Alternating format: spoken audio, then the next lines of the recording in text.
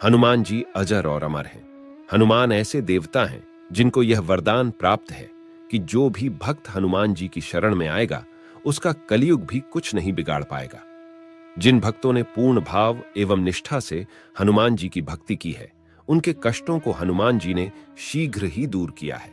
हनुमान भक्तों को जीवन में कभी भी कठिनाइयों का सामना नहीं करना पड़ता। उनके संकटों को हनुमान जी स्वयं हर लेते हैं। दोस्तों, आज के इस वीडियो में हनुमान जी से संबंधित 5 ऐसे प्रसंगों के बारे में बताएंगे जो आपके जीवन को सफल बना देंगे। इससे पहले हमारे वीडियो को लाइक और चैनल को सब्सक्राइब करें। तो चलिए फिर शुरू करते हैं। पहला प्रसंग, रामचरितमानस में हनुमान जी को महावीर कहा गया है। शास्त्रों में वीर शब्द का उपयोग बहुतों के लिए किया गया है, जैसे भीम, भीष्म, मेघनाथ, रावण इत्यादि, परंतु महावीर शब्द मात्र हनुमान जी के लिए ही उपयोग में लाया गया है। रामचरितमानस के अनुसार वीर वो है जो 5 लक्षण से परिपूर्ण हो: विद्यावीर, धर्मवीर, दानवीर, कर्मवीर, बलवीर। परंतु महावीर वो है जिसने 5 लक्षण से युक्त वीर को भी अपने वश में कर रखा हो। भगवान श्री राम में 5 लक्षण थे और हनुमान जी ने उन्हें भी अपने वश में कर रखा था। रामचरितमानस की यह चौपाई इसे सिद्ध करती है। सुमिर पवन सुत पावन नामु, अपने वश करी राखे रामू। रामचरितमानस में महावीर विक्रम बजरंगी भी प्रयोग हुआ है। शास्त्रानुसार इंद्र के एरावत में 10,000 हाथियों के बराबर बल होता है। दिक्पाल में 10,000 एरावत जितना बल होता है। इंद्र में 10,000 दिक्पाल का बल होता है, परंतु शास्त्रों में हनुमान जी की सबसे छोटी उंगली में 10,000 इंद्र का बल होता है।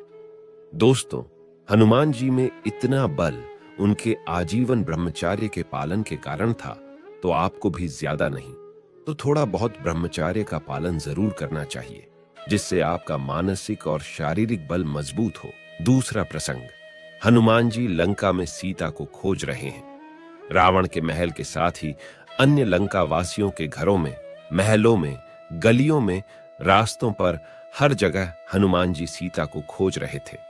बहुत मेहनत के बाद भी उन्हें सफलता नहीं मिली। कहीं भी कोई जानकारी न मिलने से वे थोड़े निराश हो गए थे। हनुमान जी ने सीता को कभी देखा नहीं था। वे सिर्फ सीता के गुणों को जानते थे। वैसे गुण वाली कोई स्त्री उन्हें लंका में कहीं नहीं दिखाई दी। अपनी इस असफलता की वजह से वे कई तरह की बातें सोचने लगे। उनके मन में विचार आया कि अगर खाली हाथ जाऊंगा तो वानरों के प्राण तो संकट में पड़ेंगे। प्रभु श्री राम भी सीता के वियोग में प्राण त्याग देंगे, उनके साथ लक्ष्मण और भरत भी। बिना अपने स्वामियों के अयोध्यावासी भी जी नहीं पाएंगे। बहुत से प्राणों पर संकट छा जाए। ये बातें सोचते हुए उनके मन में विचार आया कि मुझे एक बार फिर से खोज शुरू करनी चाहिए। ये विचार आते ही हनुमान जी फिर से एक नई ऊर्जा से भर गए। उन्होंने अब तक की अपनी लंका यात्रा की समीक्षा की और फिर नई योजना के साथ खोज शुरू की। हनुमान जी ने सोचा, अभी तक ऐसे स्थानों पर सीता को ढूंढा है जहां राक्षस निवास करते हैं। अब ऐसी जगह खोजना चाहिए जहां आम राक्षसों का प्रवेश वर्जित हो। इसके बाद उन्होंने रावण के उद्यानों और राजमहल के आसपास की जगहों पर सीता की खोज शुरू कर दी। इसी खोज में वे अशोक वाटिका पहुंच गए। वहां सफलता मिली और सीता से भेंट हुई। हनुमान जी के एक विचार ने उनकी असफलता को सफलता में बदल दिया। दोस्तों, आज अधिकतर लोग किसी काम में असफल होने से निराश हो जाते हैं। ऐसी स्थिति में हमें एक बार फिर से कोशिश करनी चाहिए। निराशा से बचना चाहिए, उत्साह बनाए रखें और पूरी ईमानदारी से सफल होने तक कोशिश करते रहना चाहिए। तीसरा प्रसंग, एक बार माता सीता ने हनुमान जी से प्रसन्न होकर उन्हें हीरों का एक हार दिया और बाकी सेवकों को भी उन्होंने भेंट स्वरूप मोतियों से जड़े रत्न दिए। जब हनुमान जी ने हार को अपने हाथ में लिया, तब उन्होंने प्रत्येक हीरे को माला से अलग कर दिया और उन्हें चबा चबा कर जमीन पर फेंकने लगे। ये देख माता सीता को क्रोध आ गया और वे बोली, अरे हनुमान, ये आप क्या कर रहे हैं? आपने इतना मूल्यवान हार नोच खसोट कर नष्ट कर दिया।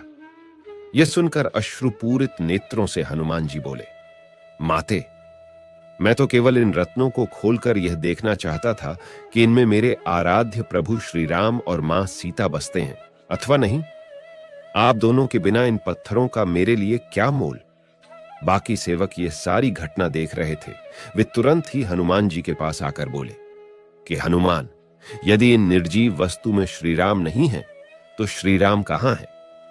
प्रभु श्री राम तो मेरे हृदय में बसते हैं। इतना कहकर उन्होंने छाती चीर डाली और माता सीता सहित सभी सेवकों को हनुमान जी के हृदय में श्री राम जी के दर्शन हुए। दोस्तों, भगवान हम सबके हृदय में विद्यमान हैं और उन्हें कहीं बाहर खोजने की आवश्यकता नहीं है। चौथा प्रसंग, एक बार माता सीता अपने मांग में सिंदूर लगा रही थीं। उनके पास में ही बैठे हनुमान जी उन्हें सिंदूर लगाते हुए देख रहे थे। उन्होंने सीता माता से पूछा, माते, आपको हर रोज हम इसी तरह सिंदूर लगाते हुए देखते हैं, मांग में सिंदूर लगाने से क्या आशय है? सीता माता ने कहा, हनुमान, मैं अपने पति श्री राम के नाम की सिंदूर अपने मांग में लगाती हूं ताकि उनकी उम्र बहुत लंबी हो। हनुमान जी सोच में पड़ गए और उन्होंने फौरन ही एक थाल सिंदूर लिया और अपने शरीर पर लगा लिया। उनका पूरा शरीर लाल सिंदूर के रंग में रंग चुका था।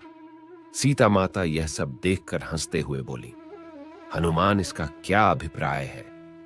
हनुमान जी ने उत्तर दिया, माते, मैंने भी श्री राम के नाम का सिंदूर पूरे शरीर भर में लगाया है ताकि उनकी असीम कृपा मुझ पर हमेशा बनी रहे और मेरे प्रभु, मेरे आराध्य की उम्र इतनी लंबी हो कि मेरा संपूर्ण जीवन उनकी सेवा में ही बीते।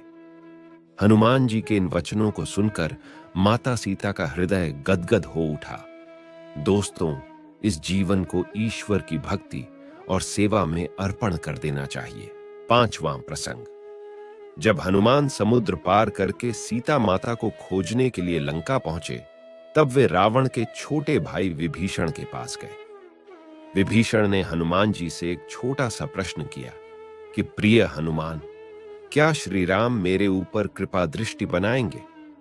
रावण मेरे भ्राता हैं, क्या यह जानते हुए भी वो इस संसार से मुझे मुक्ति दिलाएंगे?